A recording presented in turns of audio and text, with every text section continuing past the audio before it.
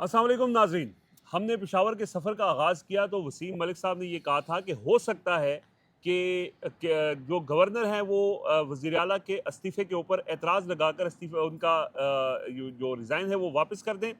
और रात गए एक बड़ी वारदात हो गई है। मौजूदा रजीम का ये क्रेडिट तो है कि ये हर वारदात रात गए करते हैं और रात गए गवर्नर की तरफ से ये एक लेटर आया है जिसमें उन्होंने अली अमीन गंडापुर का इस्तीफ़े के ऊपर एतराज़ लगा के अब बुध वाले दिन उनको तलब कर लिया है। यानी आज जो इलेक्शन होना है उससे ठीक 8 घंटे पहले ये वारदात सामने आई है। क्या इलेक्शन रुक जाएंगे? ये जो उन्होंने एतराज़ लगाया है ये कितना जेन्युइन है? मामला अदालत में जाएगा जो पिछली वीडियो में हमने डिस्कस किया था।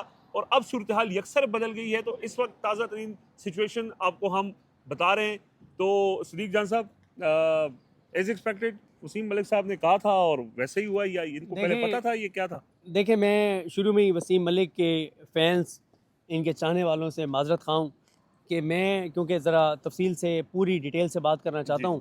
वो जिस तरह से कुछ मौलवी होते हैं ना, उन्होंने जो तकरीर याद की हुई होती है, सामने सामने एक बैठा हो, 5 बैठे हों, 10 बैठे हों, वो पूरी तकरीर सुनाते हैं। तो मैं भी बहुत सारी चीज़ें जो है ना वो इकट्ठी और कम अज़ कम मुझे लगता है 10-12 मिनट वसीम मलिक को खामोश बैठना पड़ेगा। मैं माजरत खाऊँ, ठीक है? इजाज़त है जी? मेहरबानी। इजाज़त है जी? इजाज़त है जी? 3 बार हो गई, ठीक है जी। अच्छा देखें जी, मामला ये है कि गवर्नर ने फैसल करीम गुंडी साहब ने एतराज़ लगा दिया है और उन्होंने अच्छा उनका इस्तीफ़ा ज़रा आप निकाल के पढ़ें। उसमें उन्होंने ये लिखा है कि वो पेशावर वापस आए हैं उसके बाद। और नहीं, उन्होंने कहा है कि जी मैं शहर से बाहर हूँ और मैं बुध को वापस आऊंगा तो आप बुध को 3 बजे आ जाएं मेरे पास। अच्छा, मतलब वो वापस नहीं गए। हाँ। तो उन्होंने क्या जो व्हाट्सएप, आपने कहा वो कराची जा रहे हैं वो। हाँ, तो वो व्हाट्सएप पे उन्होंने मंगवाए इस्तीफ़े, ठीक है। अच्छा देखें, खुद उन्होंने ये बात जहन में होनी चाहिए कि उन्होंने खुद इस्तीफे को एक्नॉलेज कर लिया था।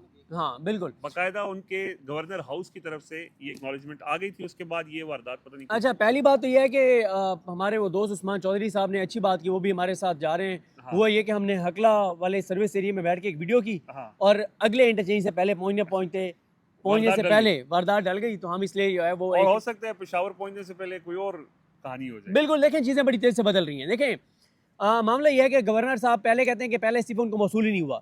अब कह रहे हैं कि 2 इस्तीफों के दस्तखतों में फ़र्क है। ये उस्मान चौधरी ने अच्छा एक नुक्ता उन्होंने बयान किया कि आप तो कह रहे थे कि आपके पास तो इस्तीफा आया ही नहीं है पहला, ठीक है? अगर आपके पास नहीं आया तो आप उसको जवाब बना रहे हैं। आप उसको जवाब बना रहे हैं। अच्छा देखें, पहले तो मामला ये है, मैं 4-5 ट्वीट्स हैं वो पहले वो करके फिर हम इस पर बात करते हैं कि आगे क्या होगा, क्योंकि इस क्या हुआ बिल्कुल वो इतना फ़र्क नहीं है। देखिए, वो एक वही करना है ना, एक डिले करना है ना।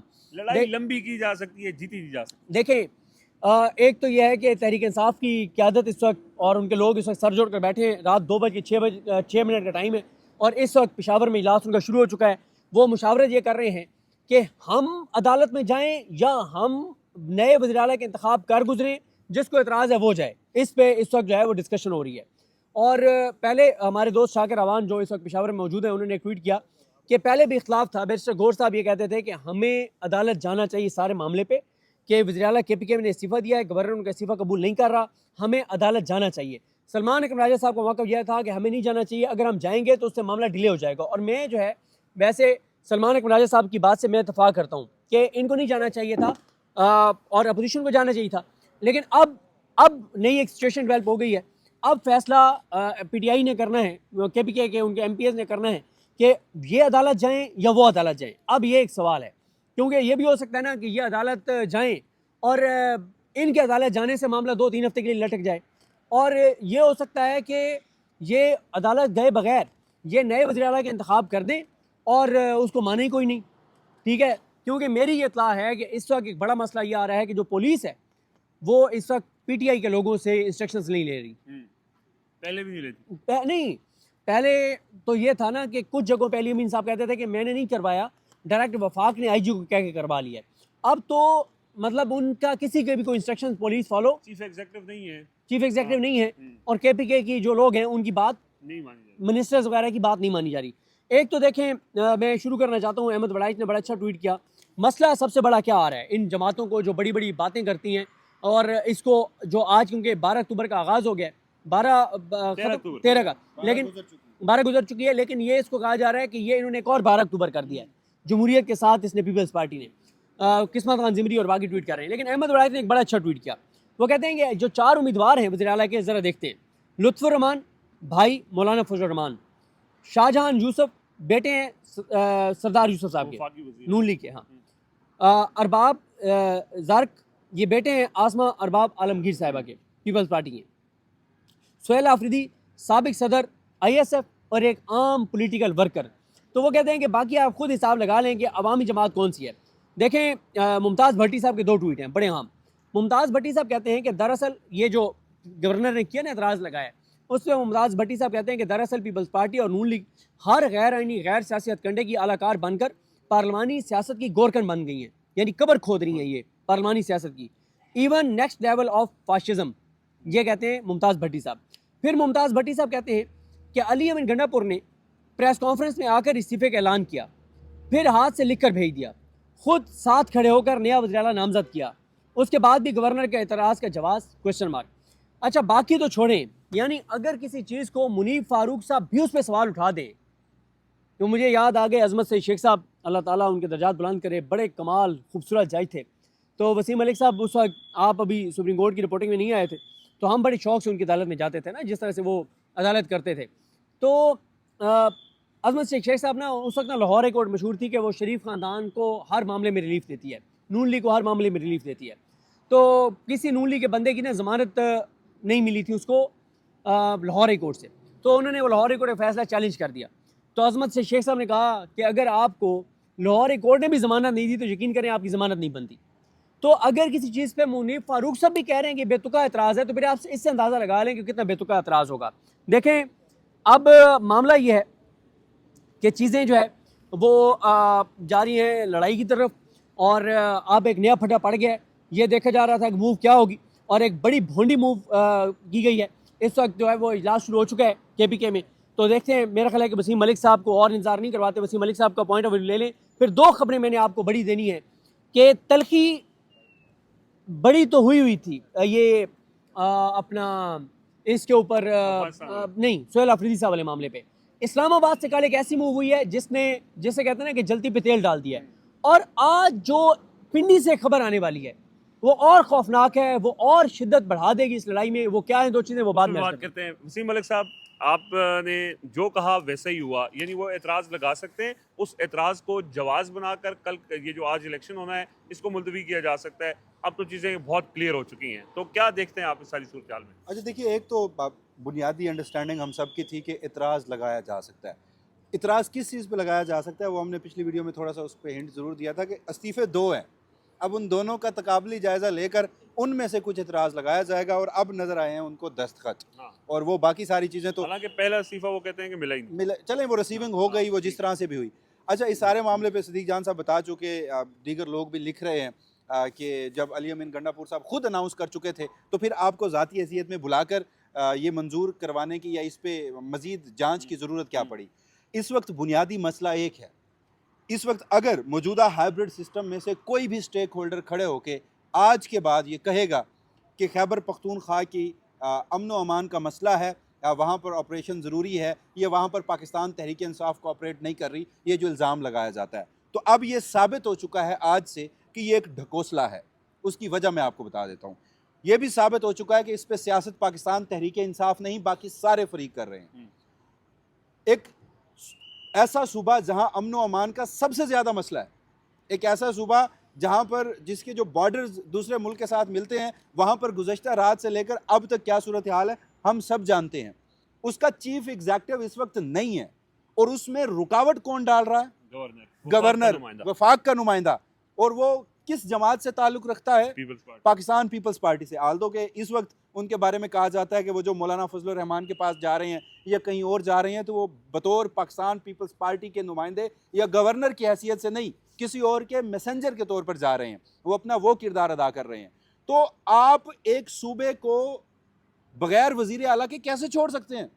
इस पे चलें छोड़ दें, आइन क्या कहता है। इसमें वो अक्सर मैं कोट करता हूँ बार बार, हमजा शहबाज केस में सुप्रीम कोर्ट ये तय कर चुकी थी, उन्होंने शहबाज शरीफ को जब ये साबित हो चुका था कि वो 63A वाला मामला, उसके बाद इंतखाबात और उस पर वो जो एक पूरी पार्लिमानी पार्टी की डायरेक्शन, तो उस पर हमजा शहबाज को ट्रस्टी वजीर आला के तौर पर सुप्रीम कोर्ट ने काम जारी रखने की इजाज़त इस शर्त पे दी थी कि सूबे को बगैर चीफ एग्जीक्यूटिव के खाली नहीं छोड़ा जा सकता। साथ ये भी कहा था कि आप यहाँ पर कोई इंटरम या अबूरी किस्म के वजीर आला नहीं होंगे, आप उतने ही वजीर आला होंगे, आपके उतने ही अख्तियारात होंगे जो आईन पाकिस्तान आपको देता है। लेकिन यहाँ पर अब अगेन सवाल ये है कि क्या कल इंतखाबात होंगे या पाकिस्तान तहरीक इंसाफ को अदालत में जाना चाहिए? बड़ी खबर आ गई है, एक बड़ी खबर आ गई है। बड़ी खबर यह है कि अली अमीन गंडापुर साहब ने, फैसल करीम गुंडी साहब ने क्योंकि ट्वीट करके ये बात बताई कि मैंने कंसिडरेशन की है और उसके बाद मैं उनको बुला रहा हूँ, इन ऑब्जर्वेशन के साथ मैं भेज रहा हूँ वापस। तो उसको को ट्वीट किया है अली अमीन गंडापुर साहब ने, और उन्होंने कहा कि मैंने जो 8 अक्टूबर को रेजिग्नेशन जमा करवाया था, जिसको ये डिनाई कर रहा था गवर्नर ऑफिस, अब इन्होंने एक्नॉलेज कर लिया है। दूसरा, अली अमीन गंडापुर साहब कहते हैं कि मैं यहाँ पे कंफर्म कर रहा हूँ कि 8 अक्टूबर और 11 अक्टूबर दोनों इस्तीफे मेरे हैं और मैं इनको इन दोनों के ऊपर होने वाले दस्तखतों को मैं मान रहा हूँ, ऑन कर रहा हूँ कि मेरे हैं। अच्छा, एक तो ये एक बड़ी रिकॉर्ड पे ले आए। अच्छा, एक ना 2 ट्वीट्स किए हैं बड़े अहम, शायद मिर्ज़ा साहब जर्नलिस्ट हैं। उन्होंने कहा कि इस मुल्क में जब भी अवामी मैंडेट और जमहूरी रवायात को पामाल किया गया, भुट्टो की पार्टी ने अपना कंधा ज़रूर दिया। 1970 से आज तक पीपल्स पार्टी ने अवामी मंशा और मैंडेट के खिलाफ साजिश करना नहीं छोड़ा। पीपल्स पार्टी हमेशा से गैर जमहूरी कुव्वतों की सफ़े अव्वल की अलाकार रही है। फिर शायद मिर्ज़ा साहब कहते हैं कि जिस सूबे में, वसीम मलिक वाली बात कर रहे हैं, जिस सूबे में बदअमनी, दहशतगर्दी और वफाक और इदारों से शिकायत हो, वहाँ ऐसी हरकतें मुल्क के लिए नुकसानदेह होती हैं। बेहतर है जिनकी अक्सरियत है उनको हुकूमत बनाने दी जाए। पोजीशन के साथ जिम्मेदारी आती है। नया वज़ीर आला बतौर वज़ीर आला कभी पहले जैसी गुफ्तगू नहीं कर सकता और ना ही पॉलिसी इशूज़ पर वफाक से मुख्तलिफ लाइन ले सकता है। तो ये इस वक्त सूरत हाल है। अब आप वसीम मलिक से बात जारी करें। देखिए, अब जो इतराज़ लगाया गया है, अगेन वो आइनी और कानूनी सवालात हैं। वो पाकिस्तान तहरीक इंसाफ, ऑब्वियस है कि उनके जो वहाँ पर कानूनी दिमाग हैं वो वहाँ सर जोड़ के बैठे हैं। ये देखिए, कुछ चीज़ें तयशुदा हैं। आप सूबे को बगैर वज़ीर आला के नहीं छोड़ सकते। गवर्नर जो है वो इस्तीफ़ा मंजूर करने के अलावा उसके पास कोई दूसरा हल नहीं हो सकता। तीसरा, वही अगेन अली अमीन गंडापुर साहब आप को ट्वीट कर दें, अब इस पे भी एतराज़ आ जाएगा। एतराज़ हो सकता है अगर कोई करना चाहे कि क्या पता कि ये अली अमीन गंडापुर साहब ने खुद ट्वीट किया है या नहीं किया, या कुछ देर के बाद गालबन उनका एक वीडियो स्टेटमेंट आ जाए कि जी मैं इन सबको ऑन करता हूँ। लेकिन हम इस वक्त चूँकि रास्ते में हैं, ऐसी डेवलपिंग सिचुएशन है कि हर एक आधे घंटे के बाद और ख़बर आ जाती है। लेकिन मैं ये चाहूँगा कि आप वो दोनों इस्तीफ़े देखें, काश हम दिखा सकते, उन दोनों के दस्तखत देखें। जो जवाब बनाया गया कि इन दस्तखतों में फ़र्क है। हाँ। एग्जैक्टली दस्तखत सेम है। एक का ये है कि वो बारीक पेंसिल के साथ किया गया है, एक थोड़ा सा मोटा, या वो कि उस पर क्योंकि अली अमीन गंडापुर साहब ऊपर खुद लिख रहे हैं रेजिग्नेशन और उसी के साथ दस्तखत कर रहे हैं, और जो पहला है उसमें चूंकि वो टाइप्ड सूरत में है और नीचे वो दस्तखत कर रहे हैं। तो इंतहाई भोंडे, हाँ फ़र्क ये फ़र्क है। तो इंतहाई भोंडे किस्म का ये एक इतराज़ जो है वो लगाया गया। और फिर वही अभी हम बात कर रहे थे, आप इस वक्त खैबर पख्तूनख्वा में क्यों नहीं है? आपको खैबर पख्तूनख्वा में होना चाहिए ना। चीफ एग्जीक्यूटिव नहीं आप चीफ एग्जीक्यूटिव नहीं है, आप वफाक के नुमाइंदे वहाँ नहीं है, और आप कह रहे हैं कि चूंकि मैं शहर से बाहर हूँ, मैं बुध को आऊँगा, लिहाजा आप बुध को आ जाइए। तो क्या अब जो सूबा है वो बाकायदा इसका अमलन गवर्नर राज लगा दिया गया? आप आके डिक्लेयर करें ना। अगर इस वक्त गवर्नर ये तय कर रहा है, गवर्नर ये तय कर रहा है कि सूबे के वजारत आला का इंतखाब कब होगा, मैं इस इस्तीफे की जांच कब करूंगा, ठीक है आपके एतराज़ात सारे दुरुस्त होंगे, ठीक है अली अमीन गंडापुर साहब जो हैं उनके दोनों इस्तीफे, जो दोनों दस्तखत हैं वो बराबर नहीं होंगे, उसमें फ़र्क होगा। ठीक है कि आपके पास आईने पाकिस्तान भी आपको इख्तियार देता होगा। हम सब कर रहे हैं बकवास, आप बिल्कुल ठीक कह रहे हैं। आप सूबे में किस हैसियत से नहीं है, आप कौन सी छुट्टियों पे हैं, आप कौन सी वोकेशंस पे हैं, आपको तो वापस आना चाहिए। आप किस सूरत में 2 दिनों बाद बुला रहे हैं? तो इस सारे मामले में अगेन बात वही है कि रोकना था। ये तो एक इस्टेब्लिश फैक्ट है ना, यूनिवर्सल ट्रूथ बन चुका है। वो खुद भी मान रहे हैं, सबको मालूम है सूरज मशरिक से निकलता है। सबको मालूम है कि पाकिस्तान पीपल्स पार्टी, मुस्लिम लीग नून मौजूदा हाइब्रिड सिस्टम में बैठकर किस हद तक जा सकती है। अच्छा जी, बहरहाल ये सिचुएशन है कि अब वहाँ पे इजलास जारी है और सारी कानूनी चीज़ों को देखा जा रहा है कि किस तरह अब ये जो रात गए वारदात हुई है इसको कैसे पलटना है, उलटना है। और उसके पहला एक ये आया कि अली अमीन गंडापुर ने वाज़े तौर पर कह दिया है कि मैं इसको ऑन करता हूँ। अच्छा, अब मामला क्या अदालत में जाएगा, इलेक्शंस होंगे, कल करवाए जाएंगे, क्योंकि इसके बाद अब एक सवालिया निशान तो पैदा हो जाता है। ज़ाहिर है उस इजलास में क्या गुफ्तगू होती है वो हम साथ साथ आपको अपडेट करेंगे। सदीक जान साहब, आपने जो बात की कि पिंडी से आज एक बड़ी खबर आ सकती है और जो इस टेंस माहौल को मज़ीद कशीदा कर देगी। ये एक क्या मामला है? मतलब देखें, दो चीज़ें हैं जो मैं आपको बता देता हूँ। एक तो यह है कि जो पाकिस्तान और अफ़गानिस्तान के दरमियान इसमें कशीदगी चल रही है। आज इमरान खान साहब से, क्योंकि आज यानी आज 13 अक्टूबर की हम बात कर रहे हैं, मंडे के दिन, आज तोशाखाना 2 केस की समाअत है और ये मोस्ट प्रोबेबली आज लास्ट हेयरिंग होगी और आज इमरान खान साहब को सज़ा भी सुनाई जा सकती है, आज या कल। अब मैं जो देख रहा हूँ, जो मेरी तहरीक इंसाफ के ग्राउंड माँ से बात हुई है, वो ये कह रहे थे कि आज शायद ऐसी डेवलपमेंट हो जाए कि जिसके बाद हालात बहुत ज़्यादा कशीदा हो जाएं। मैंने कहा क्यों? वो कहते हैं कि इमरान खान साहब का इस पे मौक़िफ़ आएगा।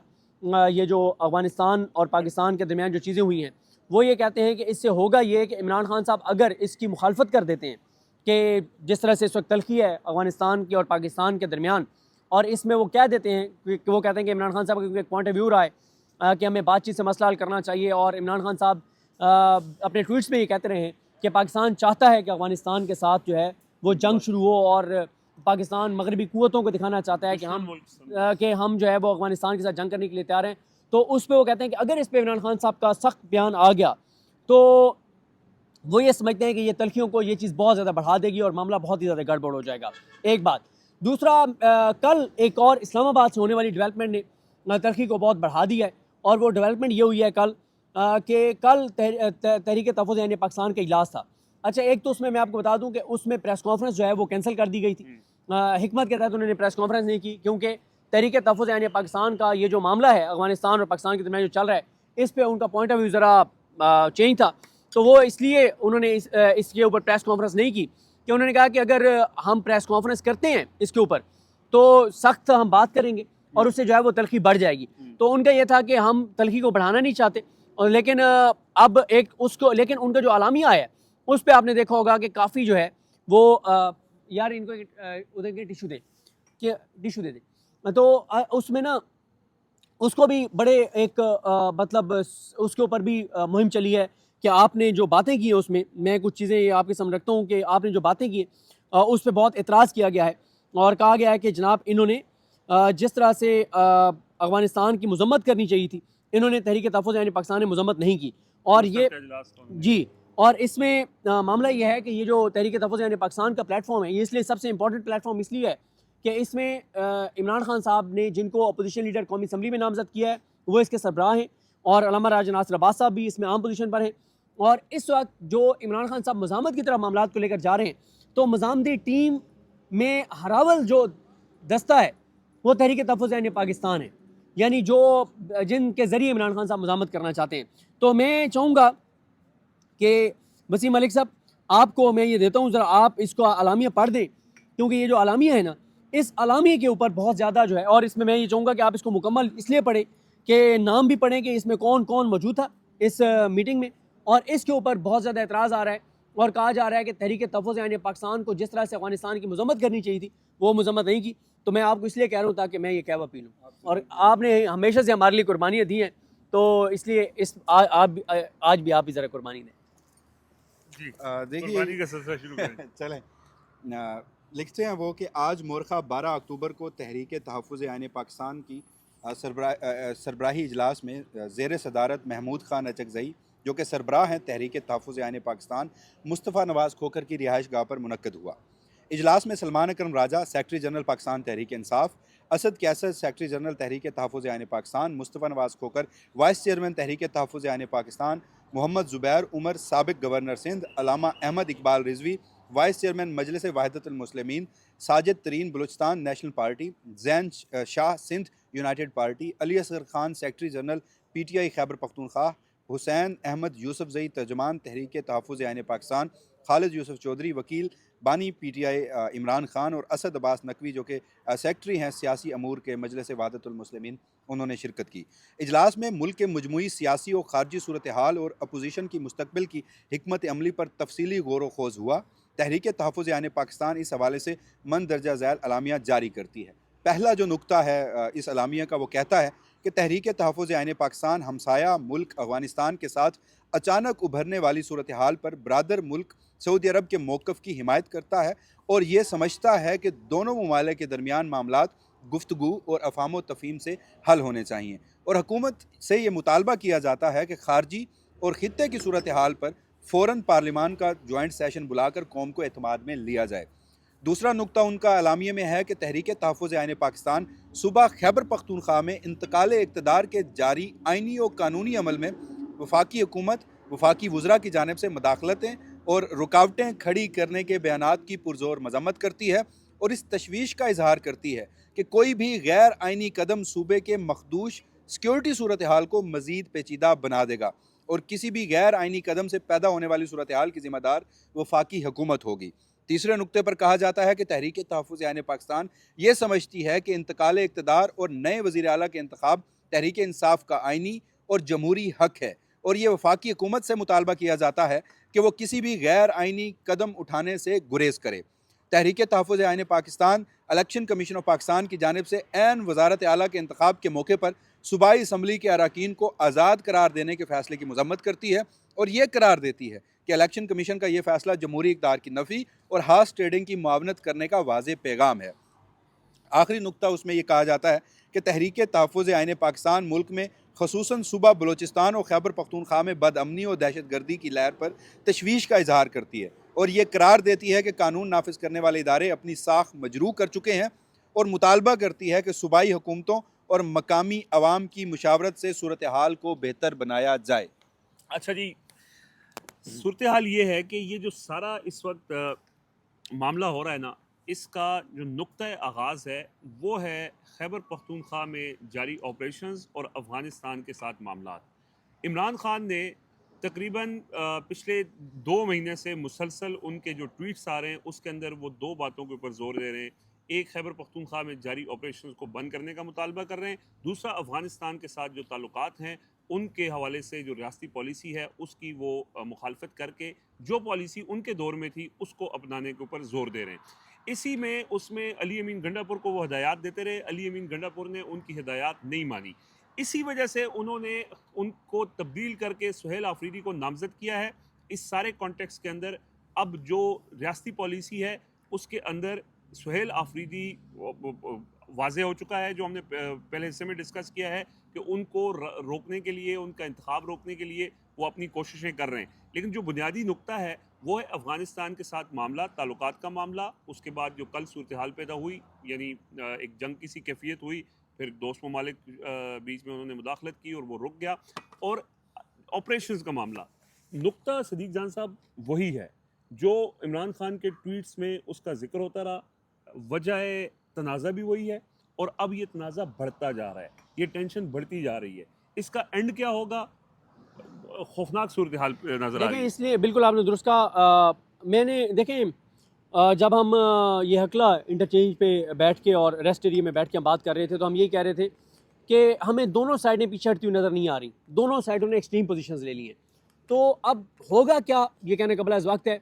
बहरहाल मेरा ख्याल है कि हमें वीडियो क्लोज़ करके पेशावर पहुँचना चाहिए, क्योंकि एक अहम शख्सियत PTI की जिनका जो है वो बहुत सारी जगहों पर रब्ता है, तो मैंने उनको कॉल की और मैंने उनसे पूछा तो उन्होंने कहा जी मैं व्हाट्सएप पे तो आजकल कुछ भी महफूज नहीं है, तो व्हाट्सएप पे तो मैं आपको नहीं बता सकता, तो अगर आप पेशावर आ जाएं तो हम, मेरे ख्याल है पेशावर जाके हमें कुछ खबरें लेनी चाहिए अगर वो उस वक्त तक जाग रहे हुए तो। ठीक है जी, अभी पेशावर पहुंचने तक हो सकता है कि कोई और ऐसी डेवलपमेंट हो, तो अभी एक रेस्ट एरिया बाकी है तो उसमें अल्लाह करे कि ऐसी कोई सूरत हाल पैदा ना हो। ज़ुबैर तो अली खान साहब के इलाके से गुजरे हैं हम, ये अभी हम ये इधर से हज़ारा शुरू हो जाता है। तो वो हज़ारा से ही है ना। हाँ। ज़ुबैर अली, हरीपुर हज़ारा मुश्किल गुजारा। रिजवान गिरज़ई साहब भी वहीं से। रिजवान गिलज़ई साहब का तो आगे मानसेरा वाली साइड पे ना। सेम है। अच्छा है हज़ारा सारा, लेकिन वो ज़रा दूर हो ये जाता है। फ़र्क पड़ा है कि ज़ुबैर अली खान साहब यहाँ मौजूद ना हो तो उनकी जगह जो है वो हम भूल जाते हैं। हाँ, ये बड़ी बदकिस्मती की बात है। बहरहाल जी, पेशावर पहुंचते हैं और कोशिश करेंगे कि वहाँ तक जो अपडेट्स आएंगी फिर हम आपको वहाँ से भी अपडेट उमर करेंगे। जाट का भी इलाका इधर ही है। इजाज़त दीजिए, अल्लाह हाफ़िज़।